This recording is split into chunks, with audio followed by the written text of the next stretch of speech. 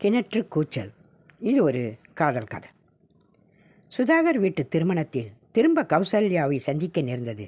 நான் காதலித்து ஏமாற்றிய கௌசல்யா. அவளும் என்னை பார்த்தாள். என்னை கண்டுகொண்டதற்கு அடையாளமாய் சின்னதாக ஒரு புன்னகையை வீசினாள். எல்லாம் நடந்து முடிந்த பின் முடிந்து போனதை பற்றி நினைப்பதால் என்னவாகப் போகிறது? கௌசல்யாவிற்கு கணவன் கிடைத்தாயிற்று. எனக்கும் மனைவி வாய்த்தாயிற்று. இனி கௌசல்யாவை எண்ணுவதாலோ இயங்குவதாலோ யாதொரு பிரயோஜனமும் இல்லை என்றுதான் தோன்றுகிறது. ஆனால் அதற்காக கௌசல்யாவை எண்ணாமல் இருக்க முடியவில்லை. அடிக்கடி அவளை பார்க்க வேண்டும் போல கூட தோன்றுகிறது. அந்த கல்யாண மண்டபத்தில் கௌசல்யா பளிச்சென்று இருந்தாள். அழகினால் மாத்திரமல்ல, ஒவ்வொரு பெரிய மனிதர்களை கண்டதும் முகம் மலர வரவேற்று பேசுவதும், அழும் சிறு குழந்தைக்கு சமையல் அறையில் இருந்து பால் கொண்டு வருவதும், சிறுமிகளுக்கு சமமாய் விளையாடுவதும், மணப்பெண்ணுக்கு தோழியாய் இருந்து அலங்காரம் பண்ணுவதும், இதுதான் கௌசல்யாவின் விசேஷ குணம். எதையுமே இழுத்து போட்டுக்கொண்டு பொறுப்போடு சுத்தமாய் பிறர் மெச்சும்படி எந்த பணியையுமே செய்வது அவளுக்கு கைவந்த கலை. எனக்கு சட்டென்று ராதிகாவின் ஞாபகம் வந்தது. என் மனைவி ராதிகாவிடம் இத்தனை மென்மையும் சரத்தையும் எதிர்பார்க்க முடியாது. கௌசல்யாவை பார்க்கும்போதெல்லாம் நான் செய்த தவறு விளங்குகிறது. பணத்திற்காக ஆசைப்பட்டு விட்டால் அது ஆடச் சொன்னால் ஆட வேண்டும், நிற்கச் சொன்னால் நிற்க வேண்டும். என் தலைவிதி என்னவென்று எனக்கு தெரிகிறது.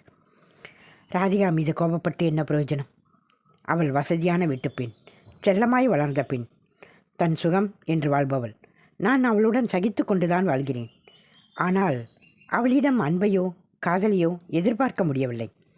அப்பொழுதெல்லாம் கௌசல்யாவின் ஞாபகம் வரும்.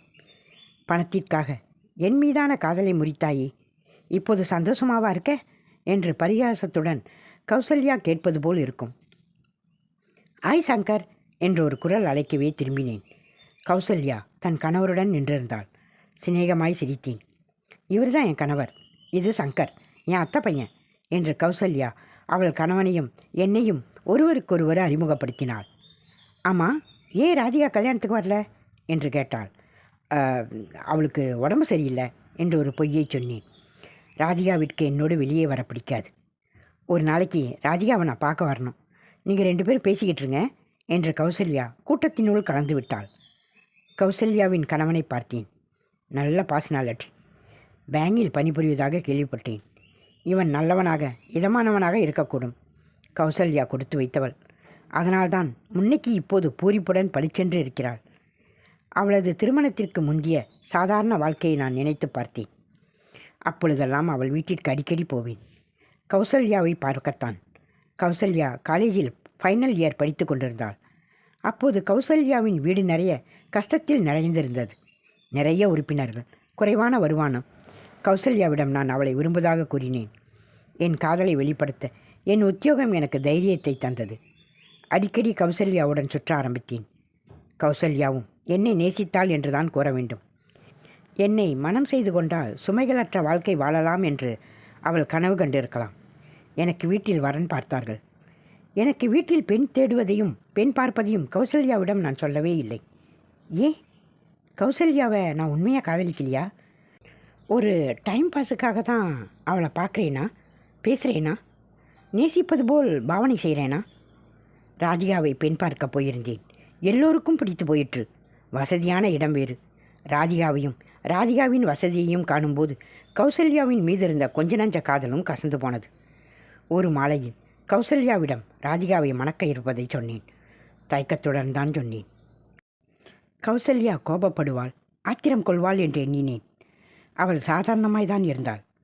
அப்படியா, சந்தோஷம் என்றாள். விரக்தியுடன் சிரித்தாள். அவள் சிரித்து முடித்தபோது லேசாய் அழுதிருந்தாள்.